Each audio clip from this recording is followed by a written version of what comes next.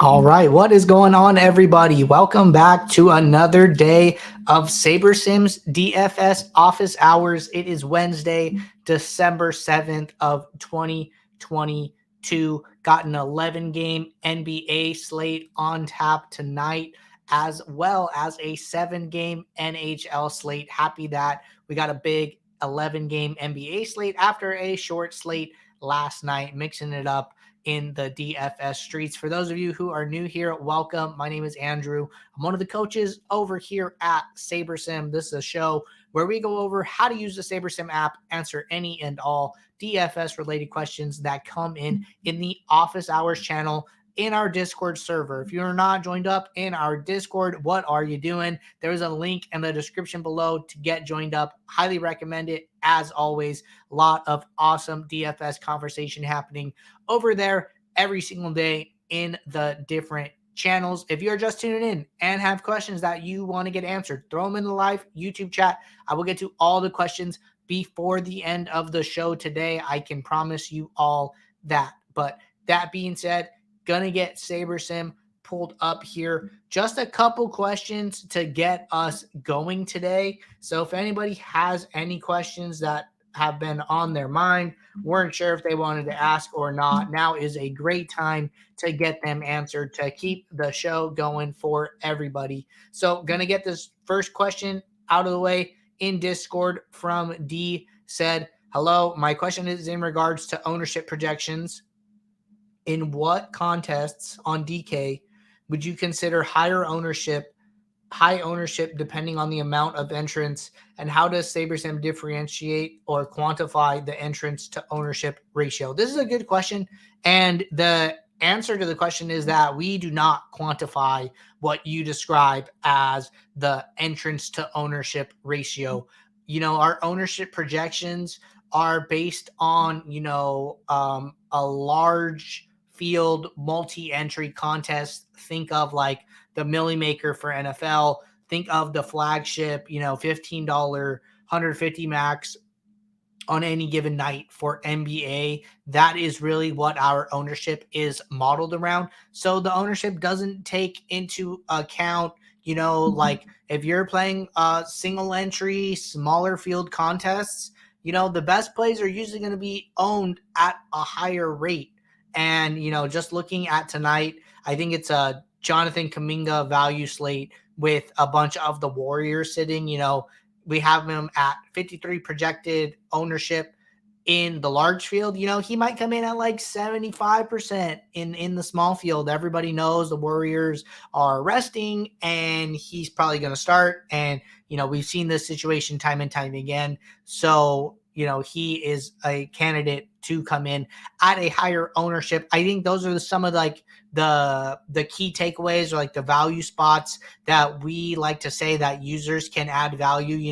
You come in here, you build for your diversifier contest, your 20 max, your 150 max, and then before you go and run your build for the single entry, you come in here, make some quick ownership adjustments to the highest, to who you are perceiving as going to be like the highest owned plays on the slate. Usually those players are the players that grade out really well on a point per dollar basis. You could come in here, sort descending by value, and maybe you give these guys like an ownership bump. I think that is totally reasonable and a viable strategy on most nights. So I think it's important to understand, the framework of the ownership and how you can add value in the different contests that you play. So I think that is a really good thing. Come in here, sort by value, maybe make some adjustments prior to running your smaller field builds, just because ownership tends to condense in those fields. But really good question. Happy to touch on that there. All right, got a question here from J. Sams Jr. Said, good afternoon, fellow SaberSim fam. I have a question. How is the projected fantasy score for a player generated? Is it based off of the matchup? Question 2, would you recommend us rostering players with high percentage scoring ability? Okay, let's dive into this a little bit. So, the way we get to our projections, right, is, something that we've spoken about before, but happy to reiterate it. So we simulate play-by-play all of the games, and we do it thousands and thousands of times. So, we're doing simulations for the Boston game and for the Gold State game. And, whatever games these players are in, they have a range of outcomes in those games based on players that are available, based on players on the other side, based on, how the game script works in a single simulation. We go in and we randomly sample groups of sims and pull out what those players scored in those sims to get your projection. So, what you see up here with the projection of 28.08 is the average across all of the sims. It is not the number that is used when we build your lineups. That number is different every single time you run a build based on the group of sims that were pulled out.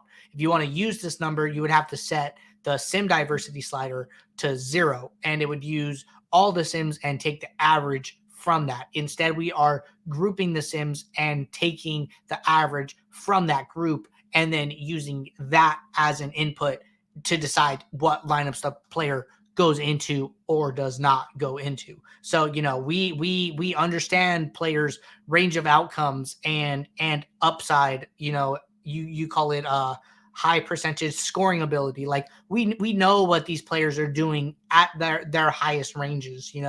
On a night like tonight for the Lakers, it looks like there's some Lakers value here. Okay, LeBron's out. Oh, and Anthony Davis is out. Wow. So they don't have them playing on a back-to-back. That's why we're seeing so much Russell Westbrook. That's why we're seeing so much Dennis Schroeder in Austin Reeves here. So, we understand, who's in, who's out. How do these teams play with these players out? Who is on the court? What are their new percentiles on a night like tonight?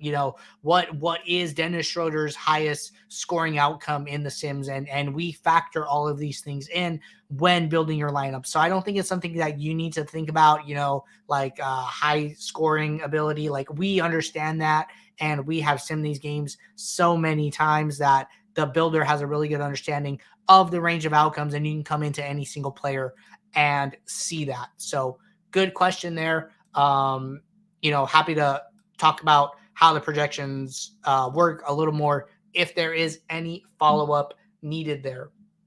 All right. I told Snowman that I would get back to him on this question. And Snowman said, did you check in about back testing? Snowman, I did a little bit. I did shoot you back a question asking for some more detail.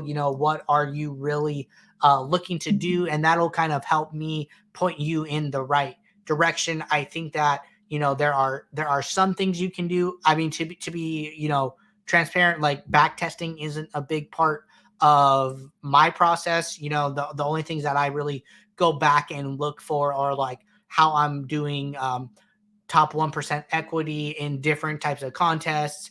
And I'll do that like once a month and kind of see where I'm going as far as like any actual back testing. I'm not going into the builder and trying to see how I could build the nuts on any given day, the day after, and trying to, use that to implement that into my process going forward. I think that is not a great use of time. So if you could give me some more details into what exactly you're trying to do, I can try and give you some more useful and constructive advice there. So if you just shoot me a message back in the Discord, I started a thread and we can talk about it more there. That would be awesome.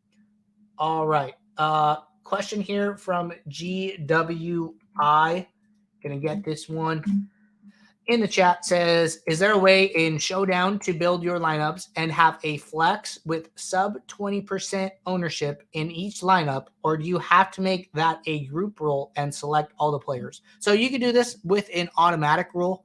Let's jump over to the Showdown for tomorrow and we can demo this. So all I would do, there's two ways to do it. One, the way you said, which is basically a manual rule, and you're saying, use exactly one. So you would come into flex, sort by descending. You could come in here and you could pick all the players under 20% ownership, or you could do this as an automatic rule and use a stat requirement. So the key thing is do not check this group by. leave it unchecked or else it will mess up. And I'll show you how. So we're going to leave this unchecked. I'm going to uncheck the captain, and then I'm going to say my own less than 20. Oops, not 120. Less than 20. So now this is saying, use exactly one player who's in the flex, whose ownership is less than 20%. I'm going to save this as a manual rule to kind of show you what this does, because this can be pretty tricky. And we've had some issues with this in the past, had some issues with myself with it. So what it's going to do is it is going to go and grab all the flex players that are under 20% ownership for you and say use exactly one. It's one big group of 16 players, which is exactly what you would do if you were to sit there and manually check them in. If you hit this group by player and you say my own less than 20, we can see how this messes up by saving it as a manual rule. So what it's going to do is it is going to create a rule for every single player under that ownership and say must use at least one. So it's saying must use Jacob Hollister because he's under 20%, must use Matt Gay, must use Jesper Horsted. This is going to break the builder. This will cause failed builds. I promise you that. So the key thing to do is uncheck the group by, and I think saving as manual is always a great option because you can go in here and kind of see what your rule reads and figure out if it's a problem or not. So key thing there, do not check group by, leave it unchecked, and this rule should work just fine for you there. But I've seen that issue come across multiple times, so happy we were able to touch on that for everybody. All right, question from the Evil Empire. Evil Empire said, hi, Andrew, will we get MVP or captain players exported for single game and showdowns? I asked you what you meant, and your follow-up here, well, I'm going to read that live.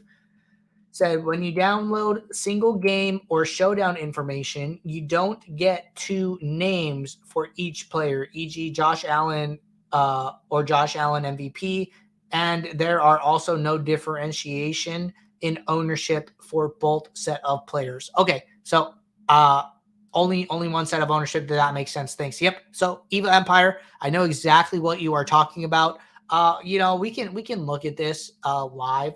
So let me just throw my screen up instead of just SaberSim, and we can talk about this a little bit. So this is really a FanDuel versus DraftKings issue here that we are talking about. So basically the way that DraftKings handles their captain versus flex players is that they give them different player IDs. If you come into a CSV, you download it from SaberSim using the little download icon here. This is what will show up. It is all of the player data. As you can see, you have Josh Jacobs here with a player ID 25749531.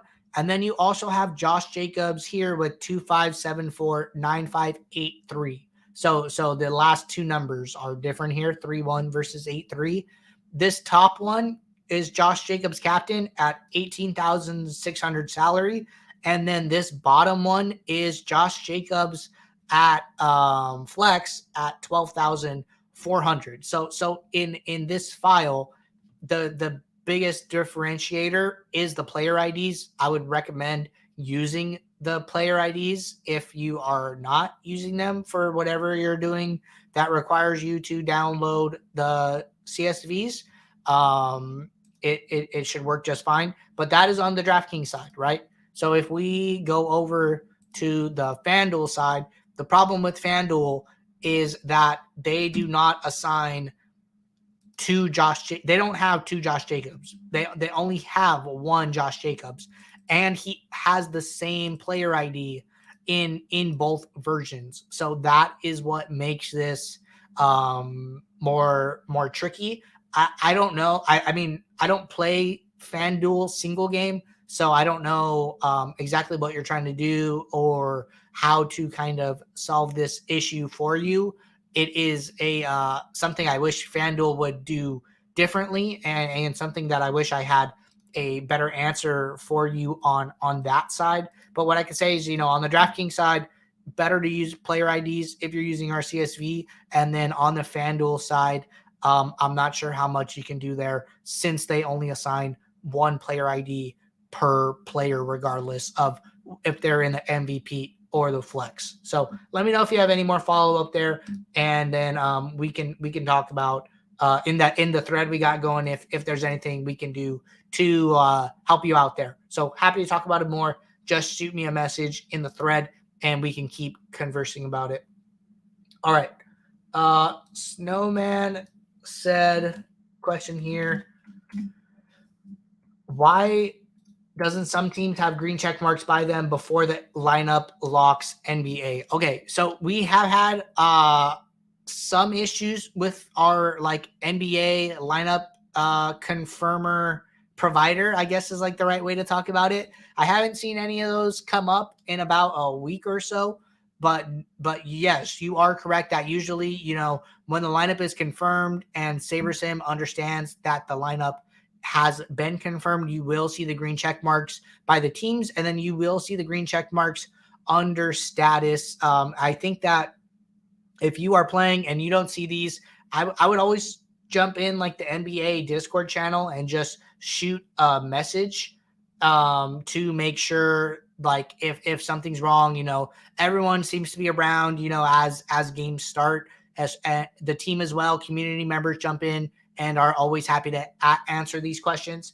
So I would keep an eye on the NBA channel. Maybe we post an update saying like, hey, we're having some issues, no check marks tonight, but I haven't heard of that issue in a while, Snowman. So I would just keep your ear to the ground on that. And if that is something that you are seeing repeatedly, just shoot us a report of problem and we can confirm or deny what was going on there. Or, next day we'll let you know like, hey, we had issues last night, something like that. But, always want to keep our users in the loop there.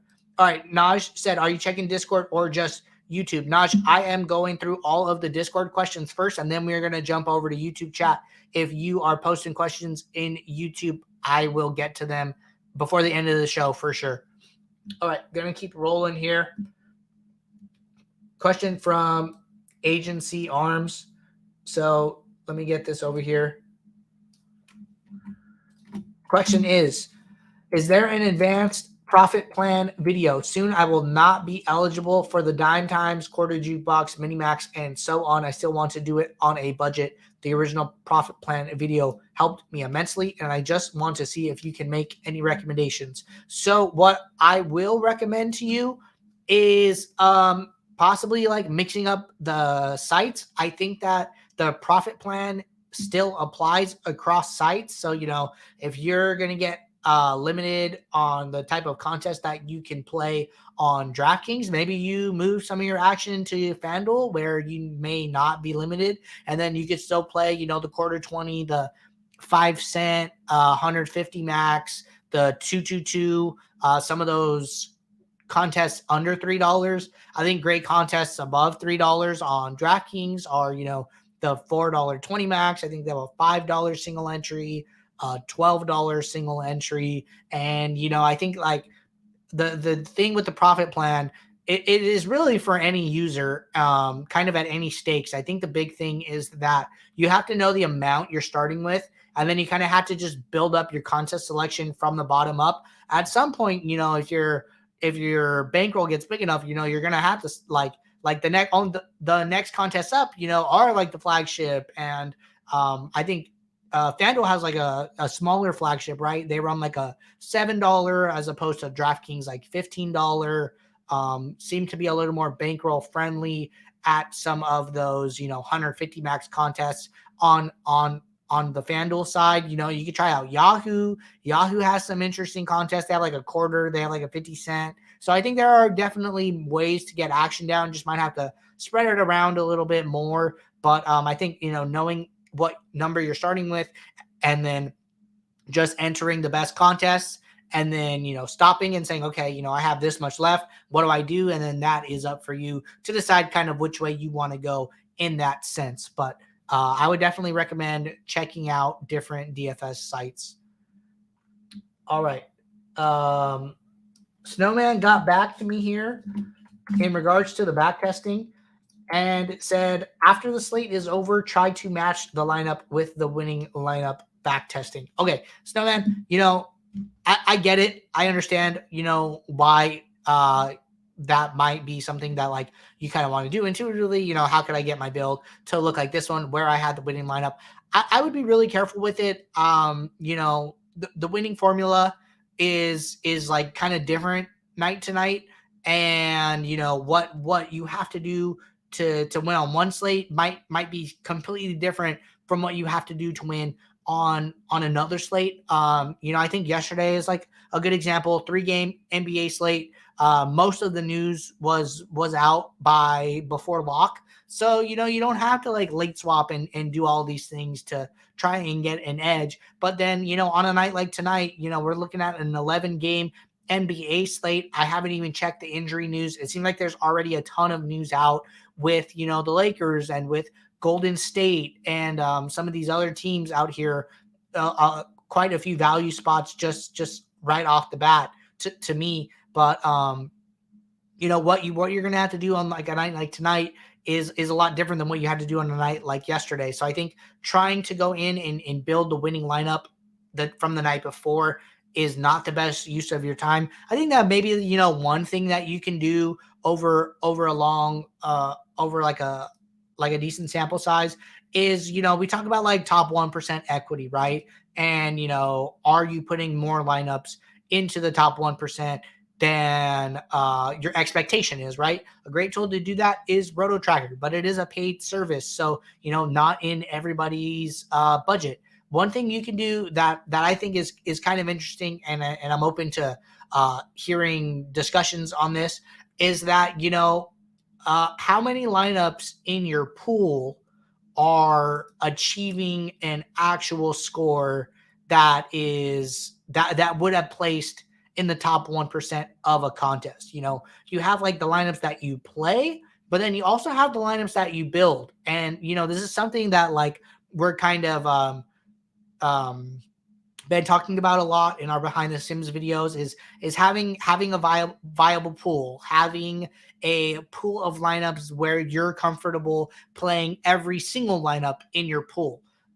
Let's say that you're playing the $1.20 max on DraftKings for NBA, and you play it, every single day that you play NBA, you're playing that contest, and it's a good contest, fits a lot of the profit plan principles. What you can do is you can come in here, post build, this from yesterday, and then say, okay, what was the score? Maybe there's 20,000 entrants in the contest. So that would mean that 200th place is 1%.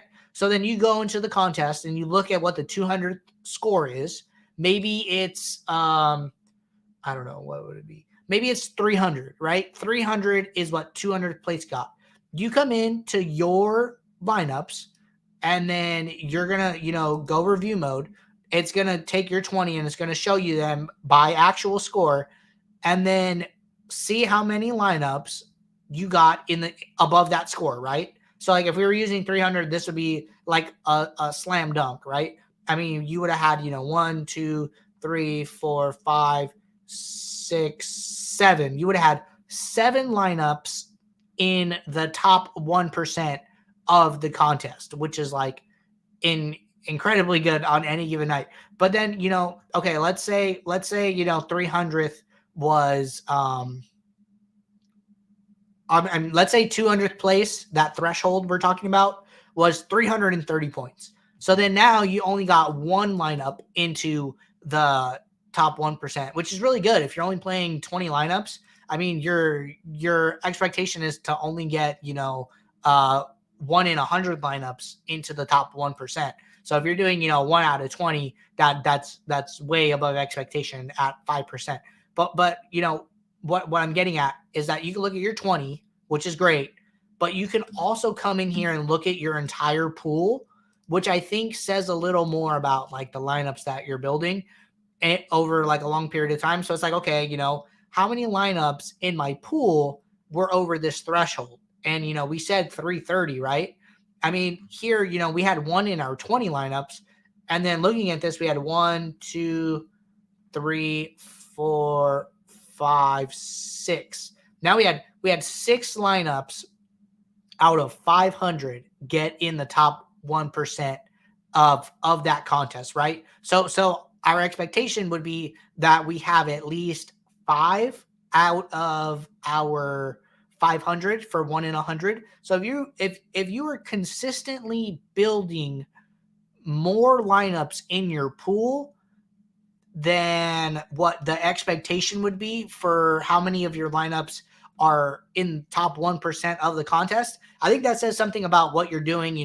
That means that, the value you're adding or the things that you are doing are leading to having more good lineups in your pool. So having more good lineups available to you, and the more you play, the more shots on goal, the more days, like the higher chance you are going to get more of these lineups into your contests, and that gives you a better chance of winning. I think that is like the key takeaway.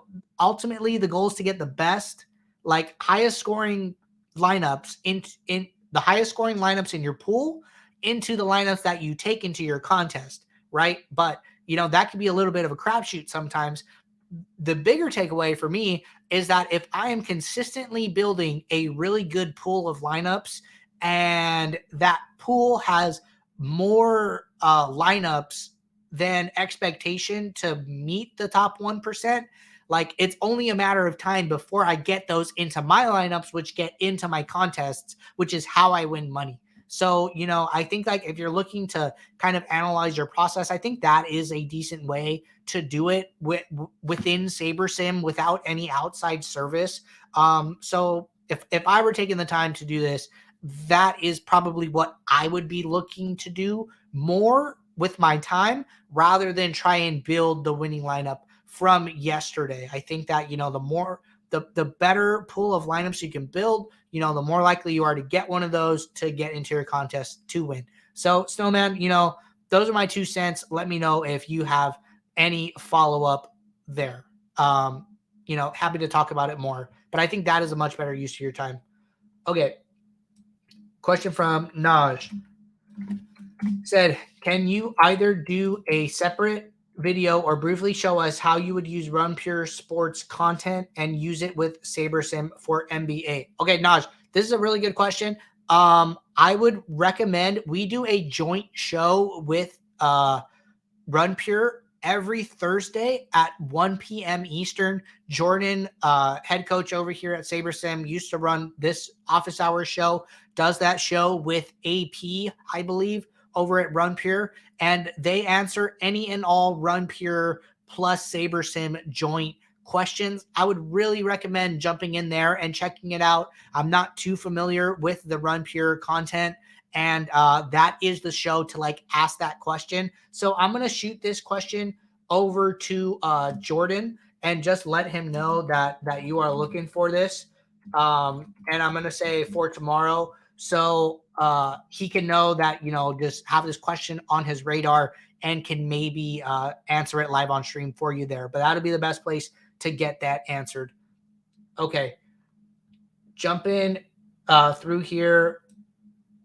Okay. So Naj also said, basically I watched the RunPure NBA show, and when I hear them talk about a certain players, I write them down in my notes, and then I go back to the playbook and read what games they are feeling. After I do that, I go to SaberSim and upgrade the projections of the guys I have written that came from the show and the playbook. Then I run the builds, put them in DK. Is that how I should use SaberSim? So I'm gonna copy and paste this second question into this thread so Jordan can be aware of this as well. So let me just put this on his radar and make sure you get an answer to it. But started a thread with Jordan. He should see that, and you can get that answered on tomorrow's show. Okay, jumping over to YouTube chat, everybody. It looks like there are some questions here. Nasha, I have a couple questions, but I'm at work. Can I ask them all? And you can answer them whenever so I can watch it back later. Yeah. So anytime, you guys have questions, throw them in the YouTube chat or wherever they are. We go into this show after we are done streaming, and add timestamps to every single past video. So if you go over to the SaberSim YouTube channel and you go over to our office hours playlist, which I believe is right here, you can click into any one of these videos and you can go to the specific parts that are related to your question. So, you can come in here. It looks like I'm in the way. And we have, timestamps with a brief description of what was discussed. So if you had a question or only want to hear, some bits and pieces are interesting to you, you can just jump to whatever part of the video you want to listen to. So that is a great way to go back and see, when your question was answered. That way you could just hear those sound bites. But I'm going to keep it rolling here. Only a couple more questions in the queue. If anybody has any more questions, now is a good time to throw them in the chat. Johnny Ortiz asked, will SuperDraft ever be supported? Johnny, it is definitely on our radar to support. I know there are, other DFS sites out there other than, DraftKings, FanDuel, and Yahoo. Definitely support that we want to build into the app in the future. Our ultimate goal is to, be able to support everything pretty much. I can't tell you, exactly when support for that will be coming, but when it is close, the team will definitely make everybody aware and, make some announcements on it. But I'm going to write it down as a feature request, basically, for the time being here, and say, SuperDraft support feature request. The more these feature requests come in, the easier it is for me to kind of push the team to get some of these things done. So that just goes for, anybody, any feature that you guys are looking for, let us know about them and we will work to get those prioritized. Okay. Question here, comment here from Neil, trying to back into the winning lineup after a slate is a waste of time. No one slate is ever the same. This is in regards to the conversation we had with Snowman there. And then Lee said, hello, I have a question about custom projections. If you upload your projections, do the Sims run with those in mind, or how does that interact? I asked because SaberSim projection come from Sims in the first place. Okay, this is a good question. And, I think this is a big value add for SaberSim. The way it works, we take our range of outcomes, right? Where we are,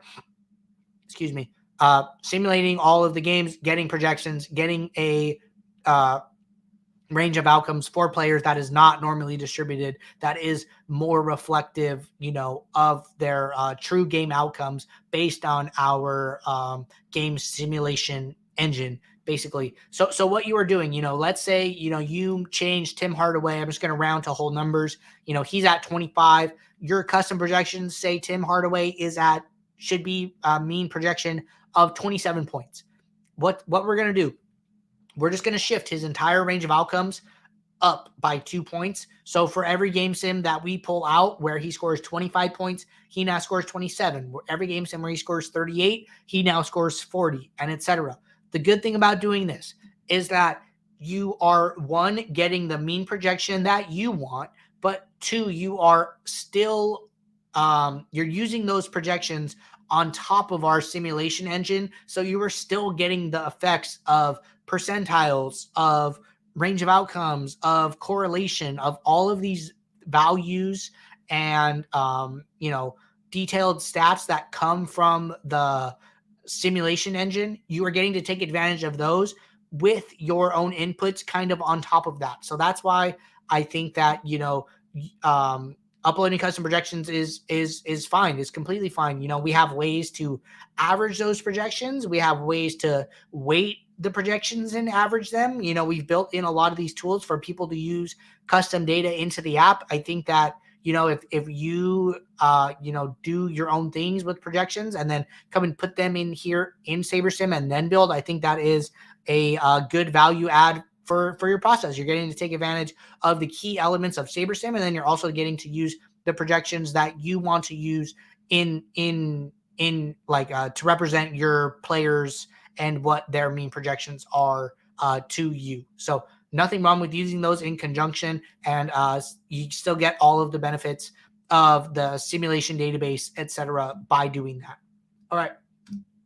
Question here from Johnny Ortiz said, I know it's different, but how does correlation, ownership, and sim diversity work differently when we input our own projections? So for sports like soccer, or even replacing, say, NBA projections. Okay, so these two sports specifically are very different, mostly because we do not support we don't have soccer simulations, right? So I think that's the key thing. So when you put in your own projections, it works exactly the way we just described with Lee's question. So changing the means, shifting the range of outcomes, all that good stuff that we just talked about.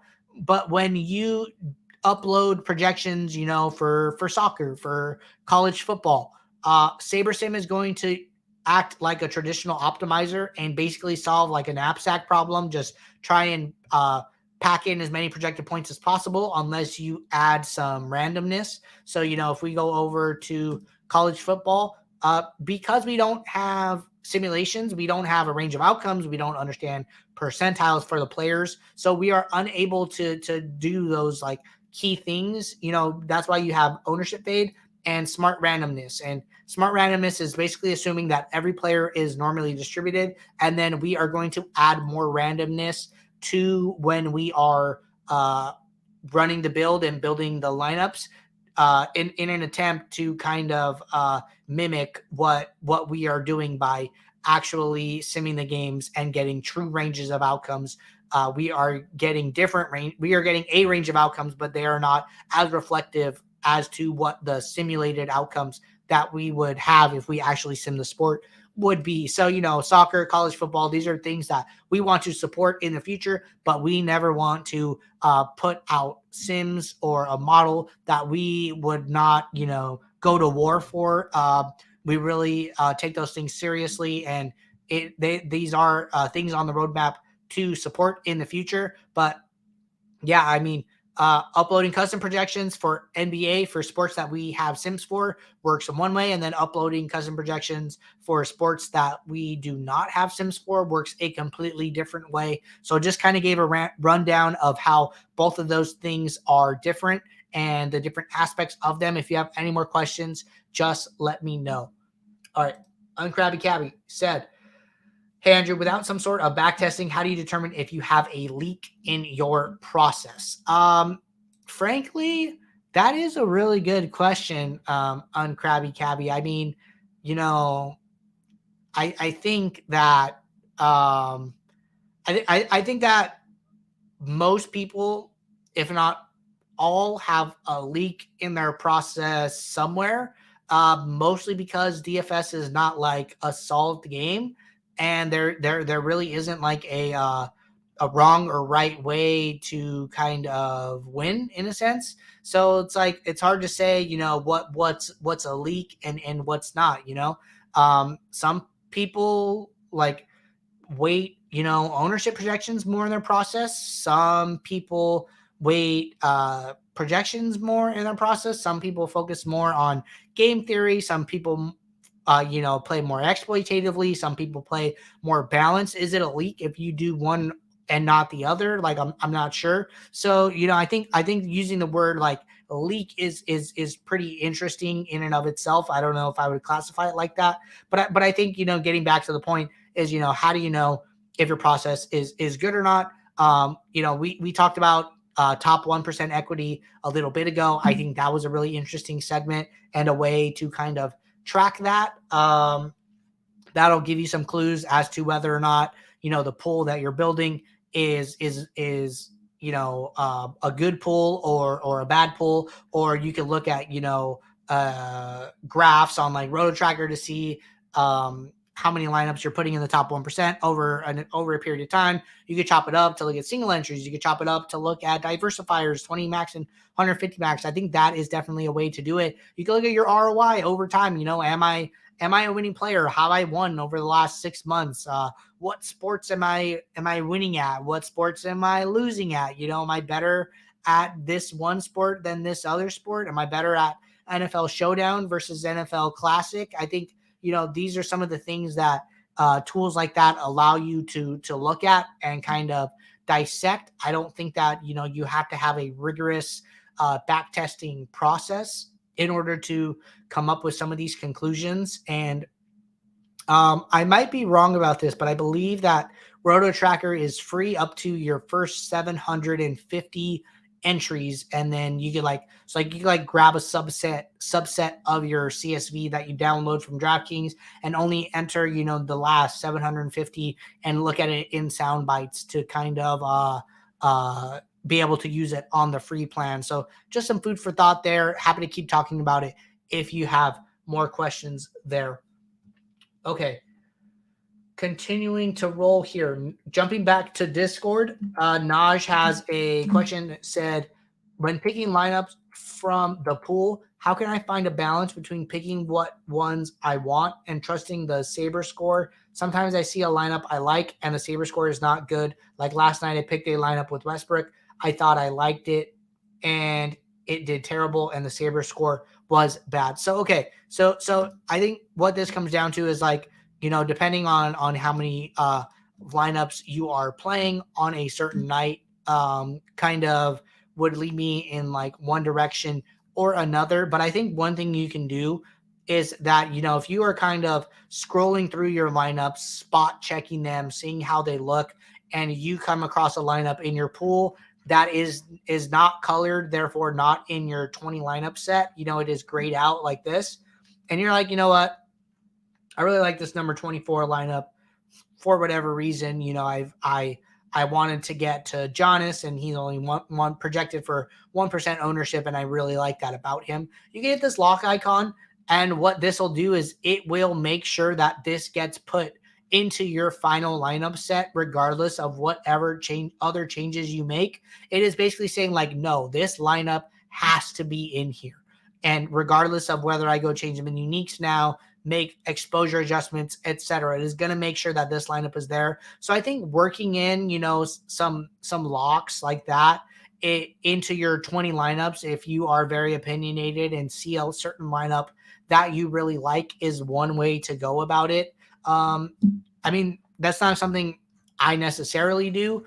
The way I like to operate is kind of max out my min uniques and then see how many I can get to.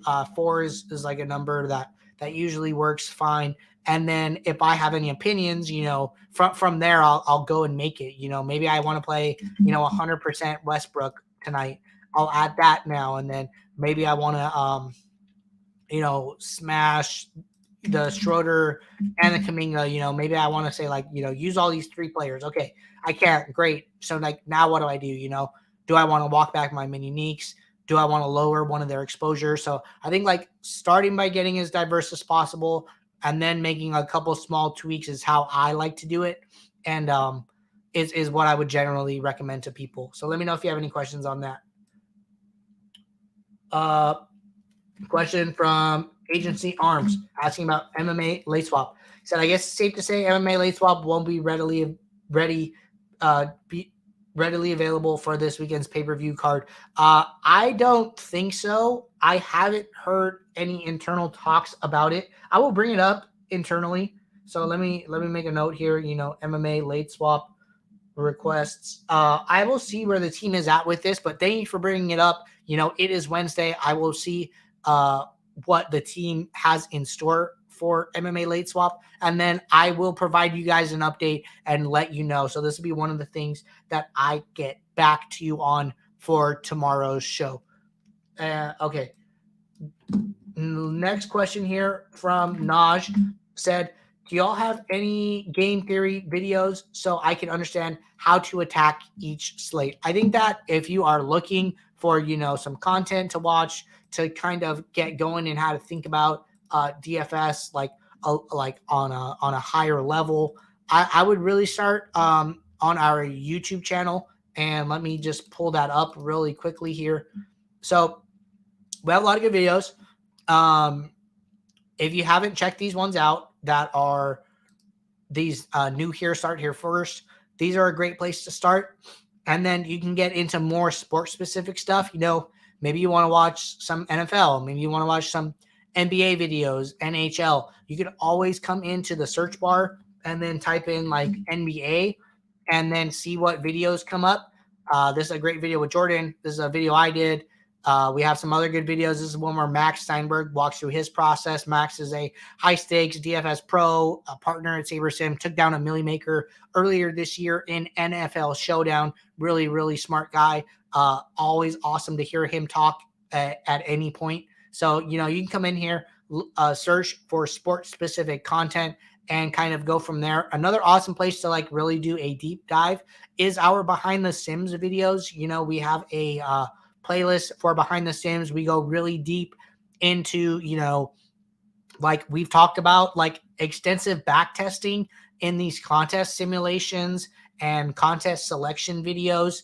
The team is having these like open conversations as getting where we're letting everybody get a behind the scenes look as to what questions get asked, what goes into how we build different tools and decide on like the different frameworks and the way we want to push our content for our users. So the behind the Sims episodes are like a definitely a deeper dive into what goes into the simulations and all of the content that we put out. So another awesome resource for you guys there. Okay. Got a follow-up here from Naj in the YouTube chat, in the Discord. Said, also, when I use SaberSim, I'm never consistent. Every time I try to put it in my hands and log players in, I do terrible, like bottoms of the leaderboard. What is a good basic strategy for NBA I can use to understand more? Okay, so, Naj, I would really watch this video with Max Steinberg and Jordan. It was an hour and 44 minutes. Like, they got a ton of questions at the beginning of the NBA season, talked about a lot of NBA strategy. I would check this out as well as some of the other videos on our YouTube channel. Some of the videos where I've gone through, like walking through my process, and we've done like some NBA deep dives. Would highly recommend checking these out. I think these are a great spot to start for like trying to get better at NBA in general. So give those a shot and let me know if you have any more questions, and then we can come back on here and talk about it. But all right, gonna jump back over to SaberSim here. Let me get SaberSim pulled back up. Let me do a quick sweep here. Not seeing any more questions at the moment, everybody. It's been a good, decent 47-minute long stream. A lot of questions that came in today. Just a side note, no stream tomorrow. I have some things going on that I am not going to be able to make the showtime. So we will be back on Friday the 9th for our regularly scheduled office hours. So just a side note for everybody there. If you guys have any questions that you need answered, prior to NFL Showdown, prior to NBA Lock, if you put them in the office hours channel, Jordan and the rest of the team will be around to make sure that your questions get answered, and then anything that doesn't get answered, we will cover on Friday's show. But that being said, everybody, great show today. A lot of good questions. If there's any follow-up, just throw it in the office hours channel and we can continue to learn and discuss these points and see if we can have any more great conversations. As we always talk about at the beginning of this show, lots of awesome conversations happening in the Discord all the time. But until then, good luck in your contest, and I will see you all later.